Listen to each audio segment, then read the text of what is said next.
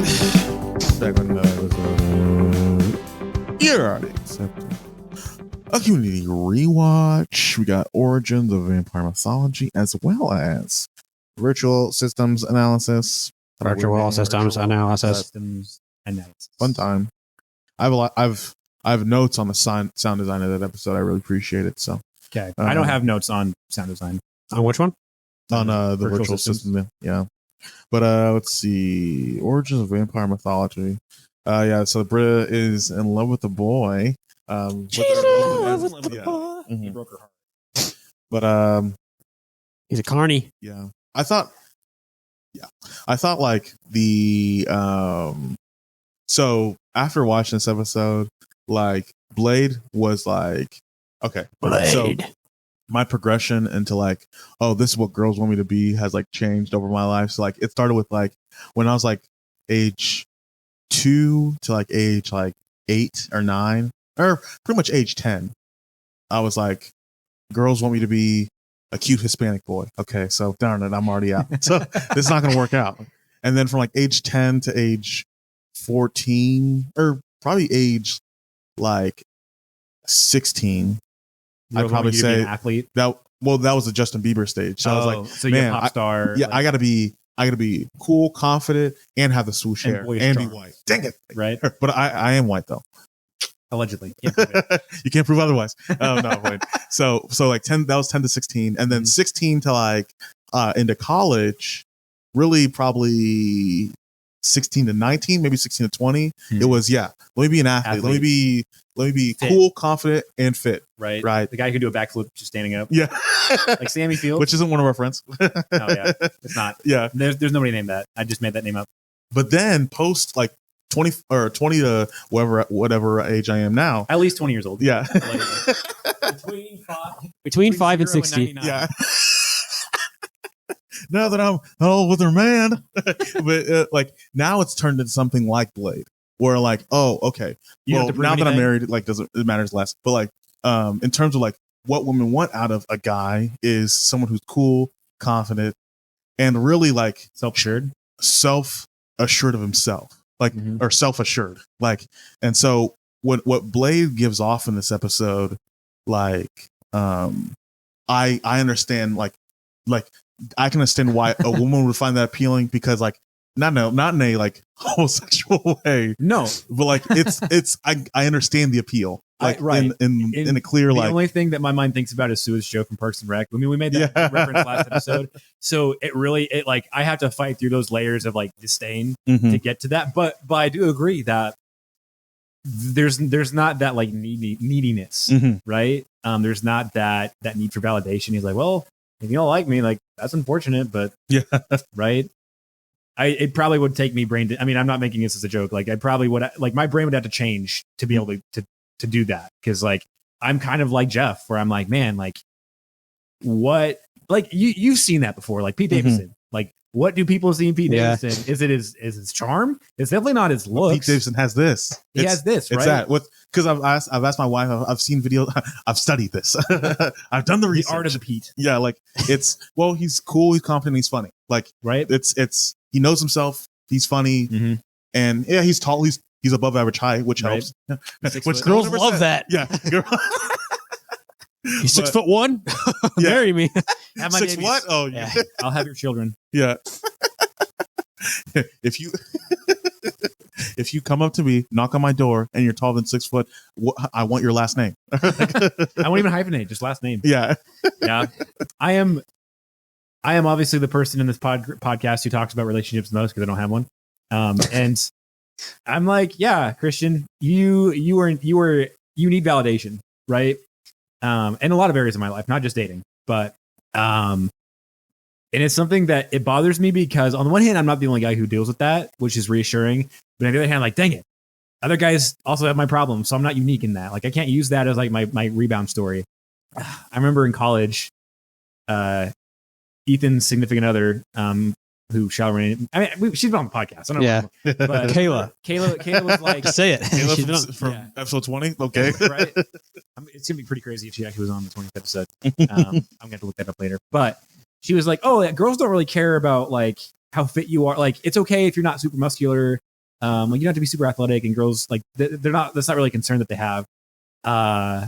And then like over this, I can't honestly don't remember when exactly this was, but I was like with a group of girls, and like it was at that point where we knew that like I was interested in them, they were interested in me, so like we could talk openly about like dating and like what I'm lacking and like what I need, and like, oh no, absolutely, like guys need to at least have something going for them, like they need to have some sort of fitness, like Yeah. And so then it's like, okay, that makes sense. And like I said in that last episode, like you can keep making excuses for it over and over again of like, okay, well, I may not be super muscular, but I'm at least I have a good cardio or I have good aerobics. Like, no, like you just got to do the work, right? And like, our campus minister one time was talking with me. Did I use this anecdote last episode? I think you have. I feel like I have. But keep going, but please. Keep going. Where we had another conversation, but he was just kind of like sympathizing with me about like, yeah, man, like the dating life's not going super well. And he was just like, man, for whatever reason, like the product that you're selling, like girls just don't seem to want it. And he meant it like in the most endearing way possible, right? He wasn't like shooting me down and shoot me down. But he was just like, maybe it's your hairstyle, maybe it's the clothing you wear, maybe it's your personality, right? And he was just along the lines of like, that doesn't mean nobody wants that, that product. But if you're trying to sell that product as a certain person, like you're gonna have to change the product, right? And so Blade is a product that he's just like, I'm trying to think of take it or leave it. Take it or leave it. I'm trying to think of something that is sort of like that, where it's like people either they use it and they love it, or they hate it and they don't. Like Blake feels like fast food. Like people will like never choose McDonald's as his favorite food, but at 11:30 at night, coming home late from whatever in a pinch, like give me those big chickens. $1, a $1 drink and a McChicken doesn't sound too bad right now. And it's like, and that's kind of like that's what Britta feels like in this episode, where it's like I don't want this, but I'm hungry. Like and like it's convenient. It's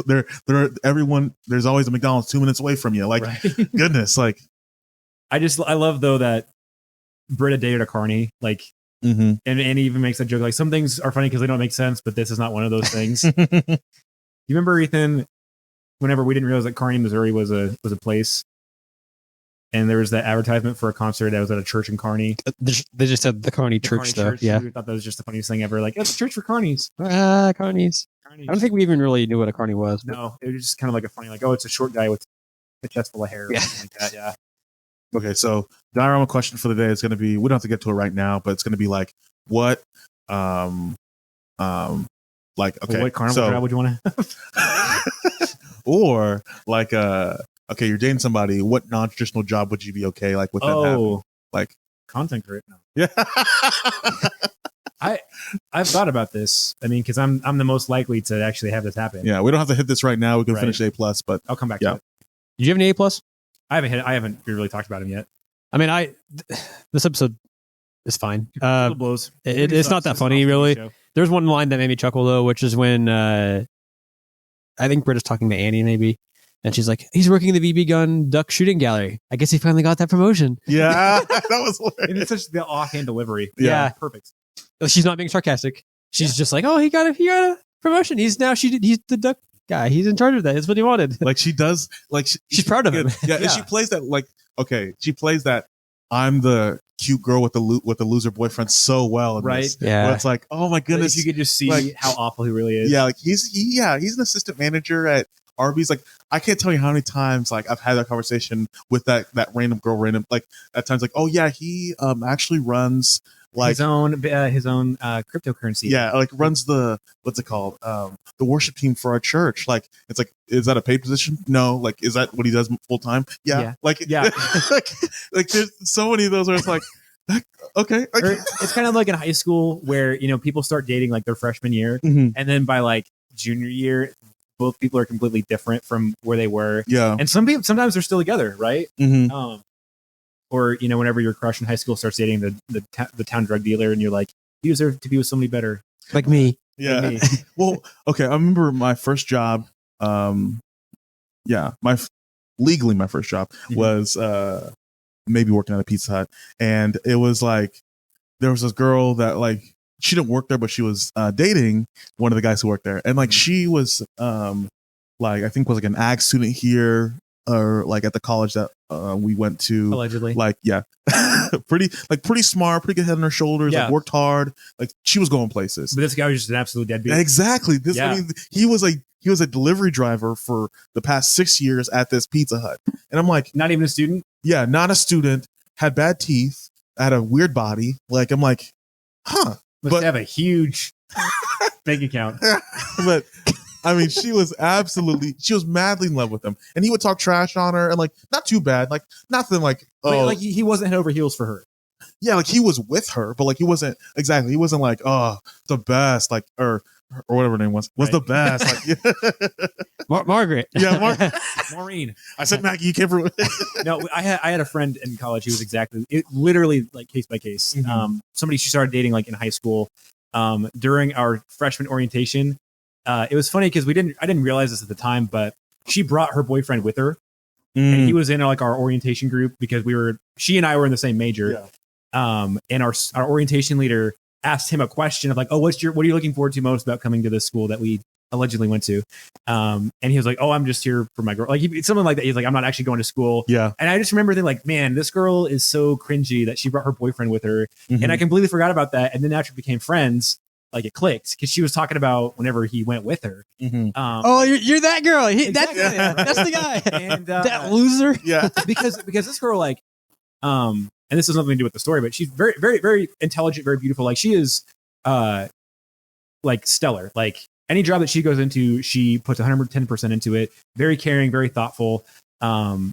Very much a like I want more out of life. Mhm. And this kid like didn't go to college, like was still in their hometown, joined the military, right? Because he just was like didn't have any other options, Mhm. right? Which are nothing against people who join the military at all, but just sometimes it's like your last Red, white, and resort. White and blue. And then like by the end of, or I think like middle of sophomore year of college, like that's whenever she was just like, why was I with him? Because they Mhm. like broke up, like had a fight, and he was like very emotionally unavailable, like needed Mhm. validation. Because also the problem is, I don't mean to cut you off, my No, fault. go for But it. like the problem is, he's gonna get her pregnant, and she's gonna have to give up her dreams. Like, and she's not gonna give him up. Like the problem is because like, well, I'm very mad at him, but he's like Right. I'm pregnant with his kid, and like and I do love him. I understand him in a way that nobody else does. yeah. So like, let's make it work, and then I can still go to school. It's like, well, now I got a baby and I got to work, and it's like, Yeah. like that's how it goes out. And then Yeah. 10 years down the line, you're like, what the hell was I thinking? And that's how it happens. Yeah. And You know? nothing at all against people who like have kids before marriage. Like Mhm. that's something that like whenever I was like 4, I was like, sex before marriage bad. I don't even know what it was, right? But like, you're supposed to show the people like, oh, we heard that Mhm. this girl, this 15-year-old girl, she got pregnant. Yeah. That's just so sad. Like, I mean, go for it. If that's your thing, go for it. But I've thought about that as somebody who's out of college and single.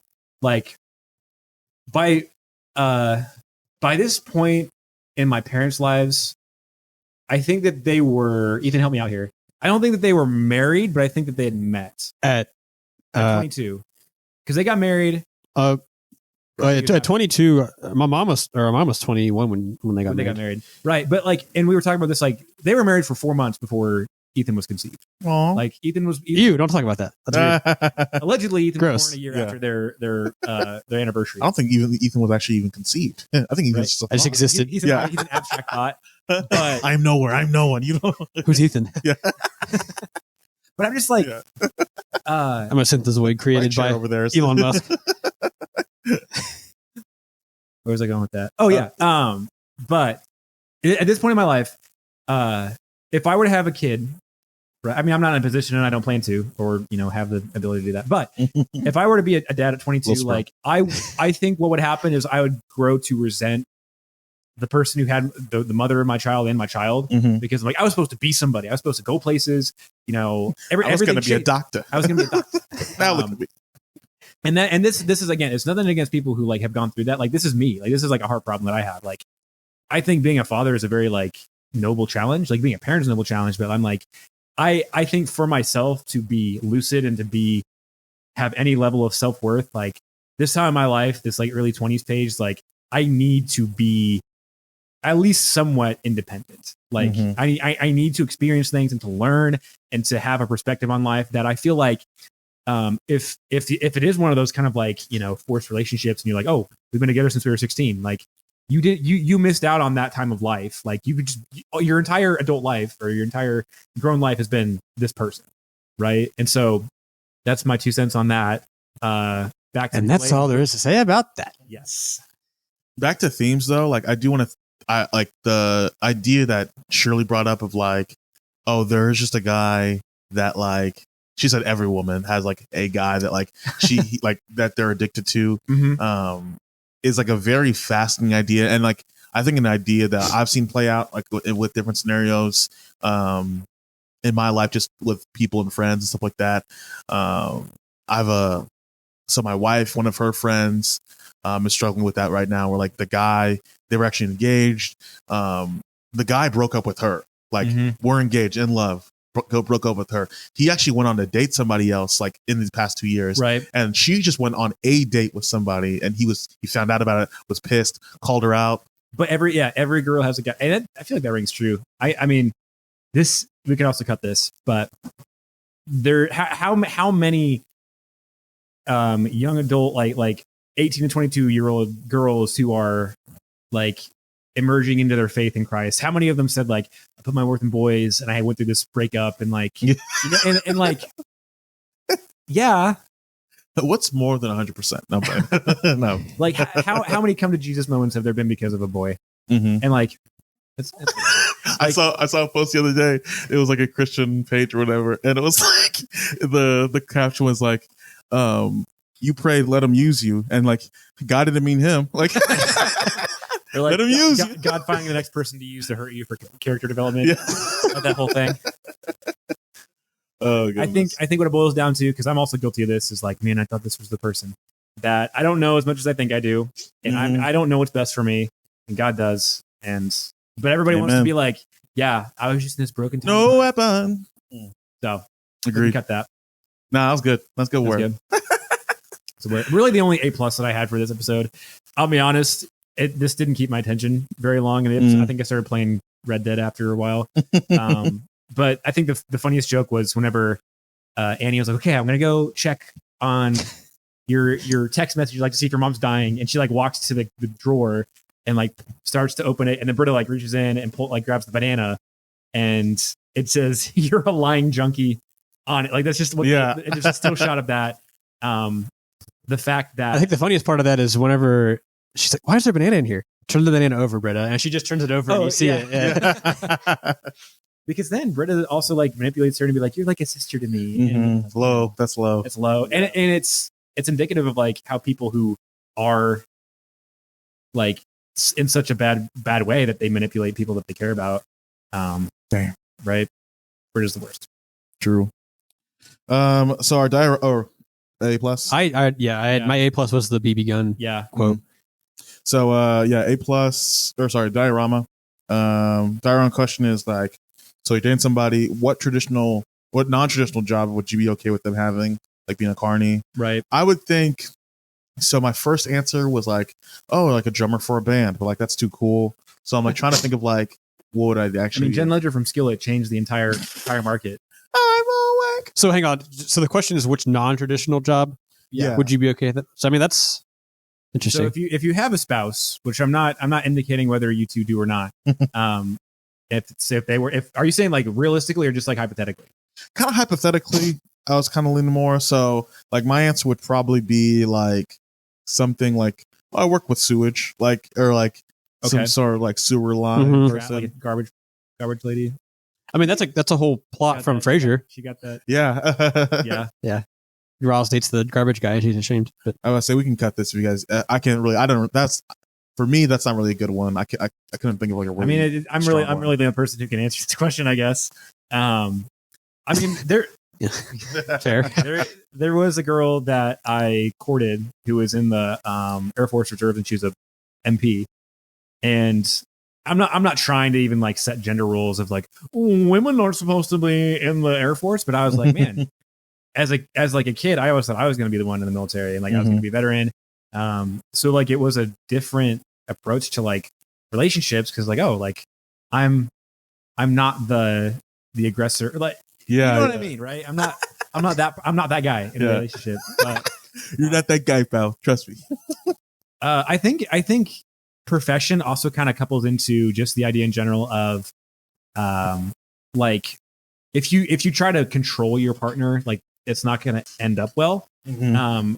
That's something that like whenever I was in high school, I was always like the friend to like girls who were in relationships. And so like there were a couple times even where I like got like not threatened by their boyfriend, basically like, you know, I don't like that you're giving her all this attention, like that sort of thing. Ooh. And I'm like, Spicy.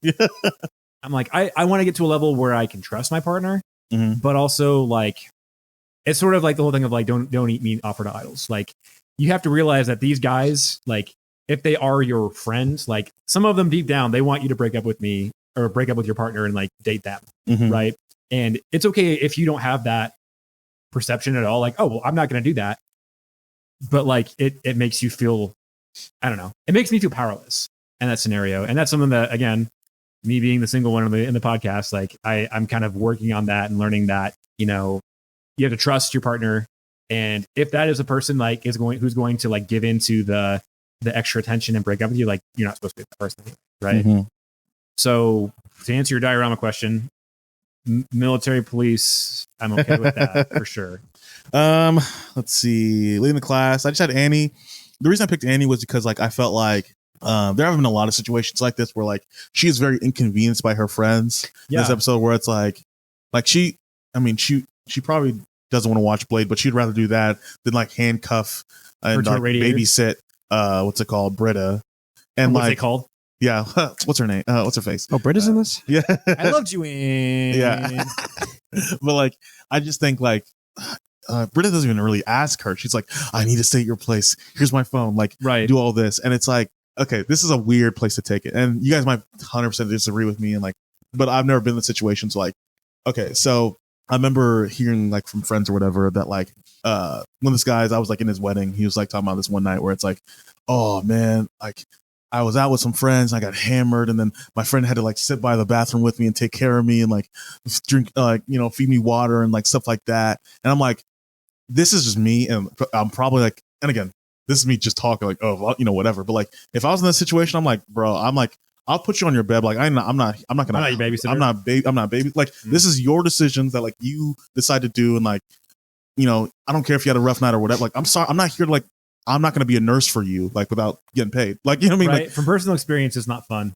And then I just feel like what a way to handicap your friend. And it's like, and I get it. Like that's that is part of like the drinking responsible culture. Like that's like if you're the friend, if you're the DD, that's kind of your job. But it's like also that's not my job. Like because it's also my night too. Like I'm like it's just I'm sorry. And so it's like and then even at the end where like Pierce walks in, it's like don't let me talk to Chang. I need to stay in your room. Like just getting handicapped by your friends. It's like that's annoying. But like she has a good attitude about it, right? And stuff like that. So I commend that because that's taught, healthier. Especially as Christians, you're taught like. There's no action too low, too humble. Like Christ washed the feet of his disciples. So like you need to be willing to do anything for your friends. And you're like, okay. And I think even I ingrained like a kind of a romantic part of that too. Like, oh yeah, like there's this song from 10th Avenue North in their like Light and Darkness album, but it's called Oh My Dear. And it's about like, I don't know if it's I think it's a true story, but the lead singer, like he got a call from his now wife, but like his partner. And he like had to walk through the snow and go to her house, and she like told him all these things that she had done, like past sins or whatever. And he was like, "Oh my dear, like I will wait for you. And when the fear has left your eyes, we will." He basically he's like, "I'm going to be there for you." And 12-year-old me was like, "That's the coolest thing ever. I'm going to be that way." But then there was a time where I got a call on like a Tuesday night at like 10:30 at night. Like I was in bed. And I got a call, and this girl was at the bar, and she like was slumped over a trash can. And I got to the bar, and like I had to like almost carry her to my car and like drive her really slowly, like back to like where we were going. And like for like 3 hours, she like sat against the wall in the bathroom, and like periodically throwing up. And then she like would lay down on the floor, and I'd be like, "No, you can't lay down on the floor of the bathroom." And then like pick her up and carry her to the couch, and she just stayed there.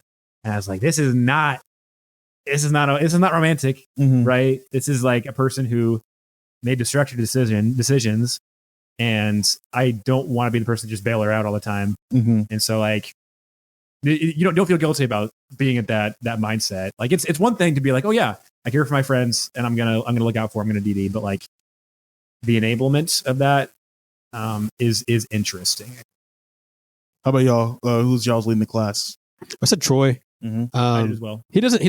I mean, he doesn't have a ton of screen time, but the times he's in here, pretty like not on board with what's going on. I think it's pretty obvious actually. Like he's very anti letting Annie pretend to be Blade. Right. But I mean, he's doing it out of a carry, and obviously, I mean, I don't like the Troy Britta dating, but even outside of that, like she's his friend. Like he doesn't think it's right.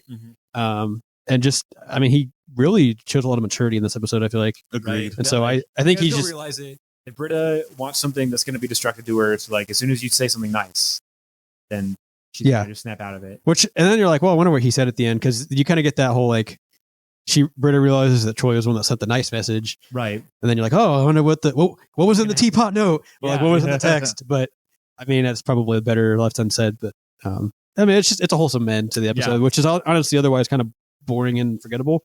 But I think as much as I don't like Troy and Britta dating, but I do like him like being the man and like being a good friend in that I agree. instance. I agree. That's exactly why I said Troy too. I think the chemistry that they've had in this show so far is one thing, and I think them getting together to date is like a reward for that chemistry, and it just doesn't quite hit. I do think it's funny.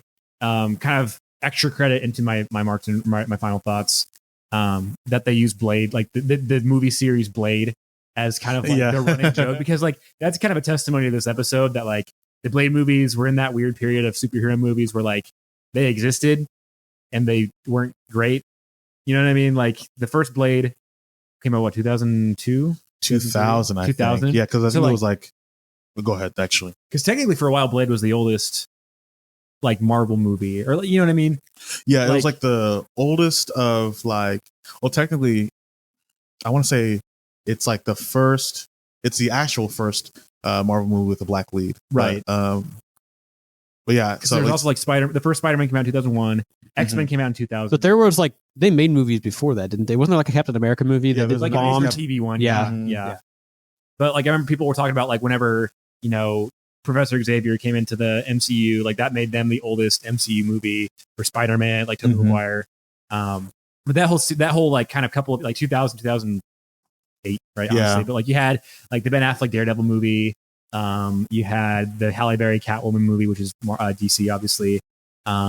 Ghost Rider came out in 2005. Fantastic Four came out then. That was the thing too, because I remember thinking at that time, because it was like Blade in 99, Spider-Man like 2000, 2001, Blade 2 in like 01, right? Blade 3 in like 03, but then you had Daredevil in 04, then you had Elektra, then, Ghost Rider was Hulk, in there. Incredible Hulk, I think was in there. There was Ang Lee Hulk, there was the 3 X-Men, and I remember thinking at like when they put out the first Iron Man, I was like, oh, that's fun, just another Marvel movie, right? And then I remember my uncle being like, well, I heard they're actually going to try to make this into like a connected like series of movies, or that like blew your little mind. I was like, okay. Yeah, sure, whatever. Yeah, like I do love seeing those fan edits though of like if the MCU were to happen in 2000s. You see like the Ghost Rider and the eye of Tobey Maguire's Spider-Man glasses, or, the Silver Surfer and Daredevil and all together. It's kind of fun to see that. Or I also saw like if the MCU came out in the 90s, like who each person would play. Like Brendan Fraser was Hawkeye. Yep. Johnny Depp was Iron Man. Probably Iron Man. I think Tom Cruise was Iron Man. Or no, Tom Cruise was Captain America. And I think Johnny Depp was Iron Man. Wasn't that a recent fan theory that in Doctor Strange and the Multiverse of Madness there was going to be a Tom Cruise Iron Man? Tom Cruise one, yeah. I think. And there even were talks that Robert Downey Jr. was going to come back, but they fell through. But I love how none of us like this episode of Community, so we were just talking about literally anything else.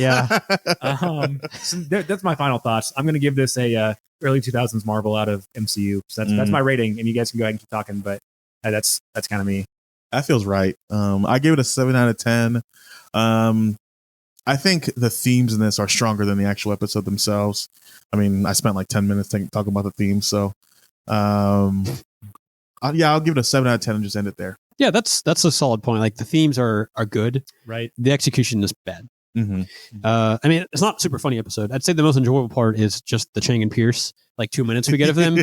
But it feels like they wasted so much on that plot, Because like their whole conflict and resolution happens in like literally 30 seconds. right? And like they're the two like black sheep, so to speak, like, kind of the show. Mhm. At least like Pierce is in the group, Chang's not even in the group, but they're both kind of the outcasts and ridiculous. I mean, I think they could have done a lot more with that plot, and they kind of wasted on this episode, I feel like. But it was still, to me, the most enjoyable part, or like the funniest. It wasn't even really that funny, just because there was really no like jokes or anything. Except for, I guess, Pierce coming at the end and being like, "I don't want to talk to Chang. I'll lock me in your room or whatever." I mean, that's kind of funny, I guess. But and then like the Dean Choi plot also felt like a waste.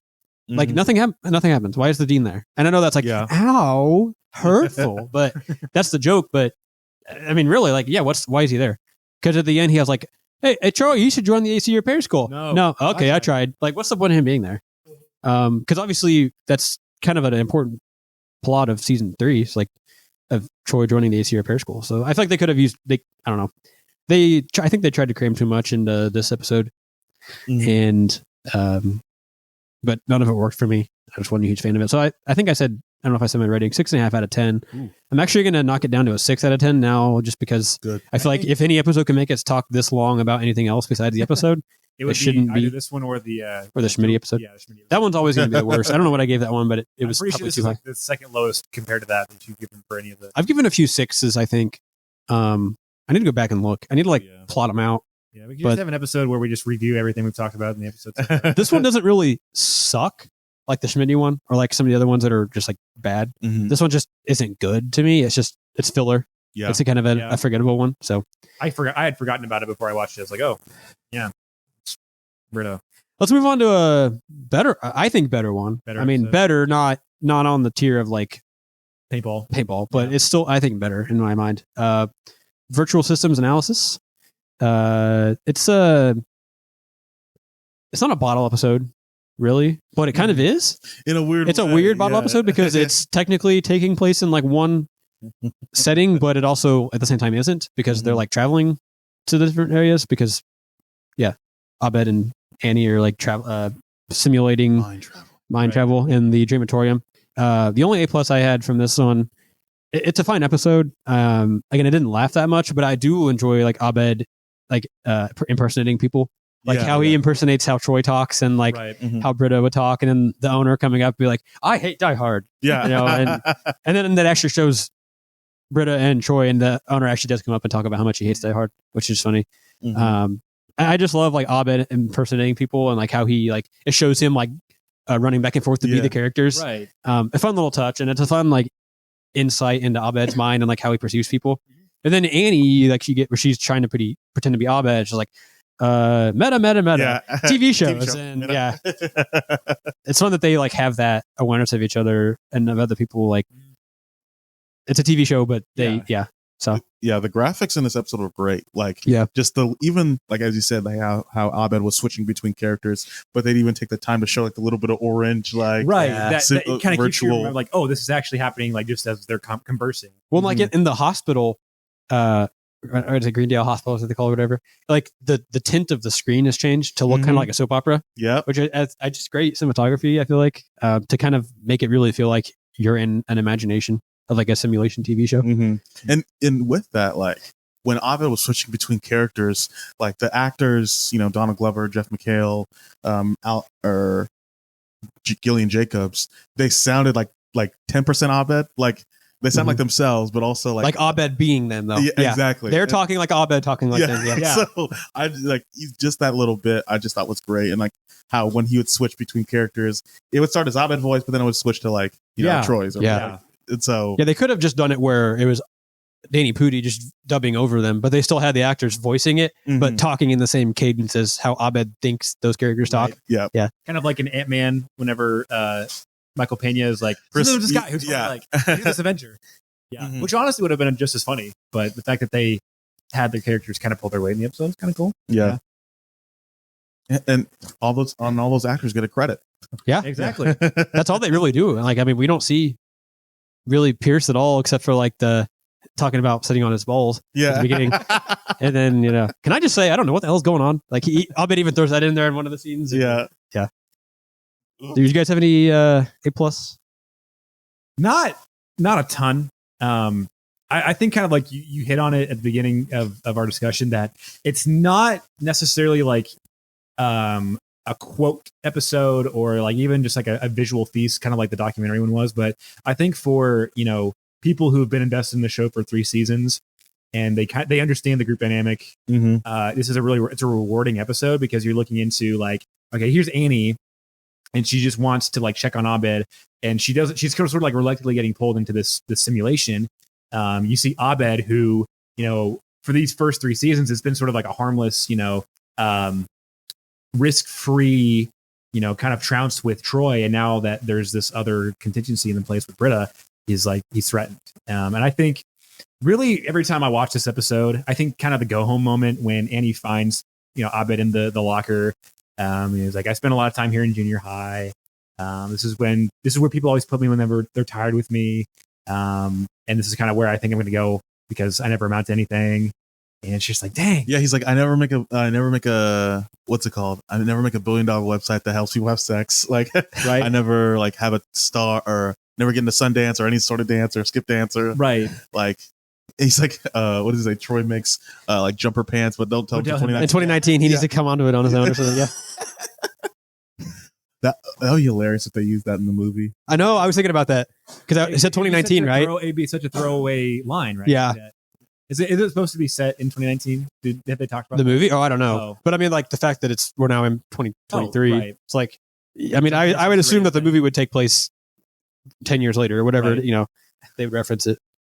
Yeah, but the idea of legacy has been something that I've dwelt on a lot, and I think I've even talked about it on the podcast. I'm sure I have, but for Abed, it just seems so like final that he's like, well, yeah, I mean, from observations, in middle school with my parents, like nobody wants me. I don't really have much to add, and it's almost sort of like a removed. It's not a desperation remark. It's just like, well, yeah, this is just how things are. And so I've bounced back and forth with, if you see things on a spectrum of like tradition and progress, contentment and achievement, when is the time to like settle down and say, okay, like that's enough. Like I have this good thing going for me. That's enough versus like, when do I need to keep pushing the envelope and like, no, like I got to achieve more. I have to mount to something. Right. Because I think the unpleasant truth, the inconvenient truth of it all is that like, yeah, most likely you're not going like 99.99999% of the population is not going to know you, right? Unless you're like Beyonce or like, those couple of people around the world that can be recognized. Like you're not going to be that. And so like, how do I exist then in that space of what I actually can achieve? Who's going to actually appreciate me, and how do I lean into that rather than like trying to obtain this impossible like ghost population sort of thing? Yeah. But it all starts in that locker with Abed. You're right. I mean, people probably find me annoying, right? I know that not everybody likes me. I talk too much. I overthink things. And I wish that I had Abed's like kind of calculated response to that rather than like pendulum back and forth of like being okay with it and then being frustrated with it and like, how do I change it and how do I come to terms with it? So for that reason, I don't really have any A+. This episode just kind of made me think, that's fair. This was a thinking episode. Well, okay. So let me ask you guys something. Gwen shared her opinion on Abed's Dreamatorium, Abed's mind, where she said, Abed, this is I see what you do and see the Dreamatorium as like great science fiction. It has great scale and it's detailed, but ultimately it's not real. I kind of wish, like I did appreciate that line and that little speech by her about family and how family's kind of the family you choose. Right. Kind of going back to the conversation we had a little bit earlier in the day. I wish she pulled back a little bit of like the layers of like explanation. Cause like, I mean, I think it's dead on. Right. I just think like just a little, like 10%, like, come on, Allison, give us some more. Or like, yeah, a little more show than tell. Like, right. I think she almost explained it a little bit too well, but I did like that little bit from her. That's all I got to say about that. But that's all I have to say about that. My lead in the class was Annie, just Same. because, like, Yeah. Kind of hard to beat that, right? yeah. I mean, there's really only two. Characters. in It's this episode. Abed and Annie. Is Yeah. really it. And So, I mean, again, I think it kind of goes back to just the way she handles the situation. Mhm. We never really seen her use the Dreamatorium before. Right. We've never really seen the Dreamatorium before. True. Right. Mhm. And like, Abed says near the end, like, she did pretty good for a rookie or whatever, Right. like in a pinch or something Yeah. like that. So, way to go, Annie. Yeah. I think that in a what's the word? Like an ideal scenario, Annie would be very patient. She wouldn't get frustrated. She'd just kind of be like everything Abed throws at her, she just absorbs. And like I feel like she even whenever Abed, goes to medical school, he's Jeff and he's kind of like poking holes in some of her logic. Like she gets frustrated, but then she kind of comes around and says like there's more to this scenario than just like what I want a quick fix. I want Abed to just be okay and to be over Troy and Britta, but like you have to actually be willing to do the heavy lifting, which I think with real friendships, like that's kind of the case, right? Like if you have an acquaintance and you're like, oh, how's your day going? And they're like, not great.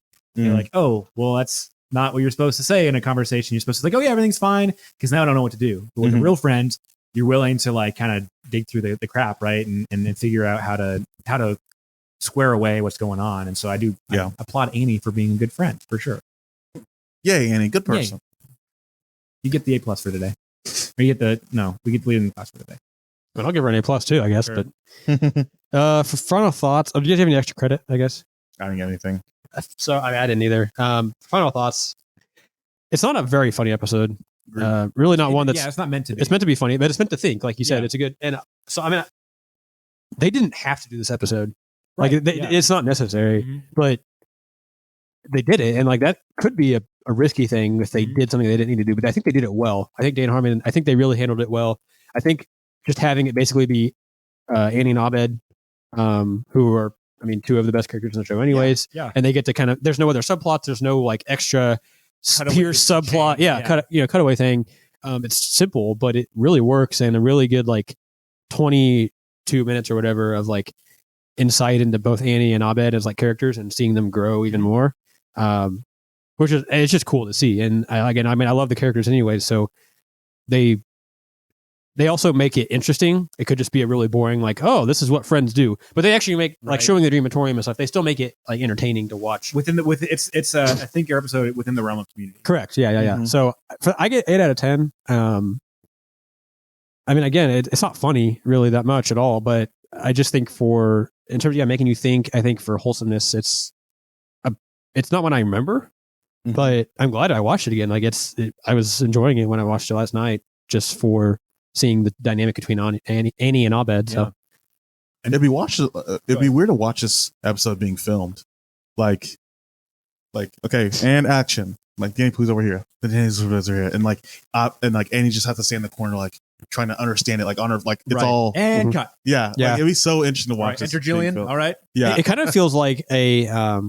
I mean, I don't think it was improv, but it's kind of, I mean, really speaks to the acting of Danny Pudi and Allison Brie, because like they obviously have a script, but the episode is about being inside Abed's mind, or like he's imagining it. So Mhm. like half of the episode is we're not actually seeing Like what they're none of that doing. is actually happening. Yeah, right, exactly. yeah. And so like that's, I don't know. I mean, I'm not an acting professional. I don't know. I'm not a guru on acting, but like Right. to me, it'd be awesome to see that, like just how they would like build off of each other with that. Mhm. Because it's a lot of like trusting the other person and trusting that like, okay, what I'm doing isn't necessarily being seen in the final product, Right. but it's still important, Mhm. you know. And you're also trusting like the editing and the producer, obviously, to put that together. But Right. Mhm. Do you think that they literally had just one green screen and they just had the actors change in and out? Or do you think that they had those locations actually set up?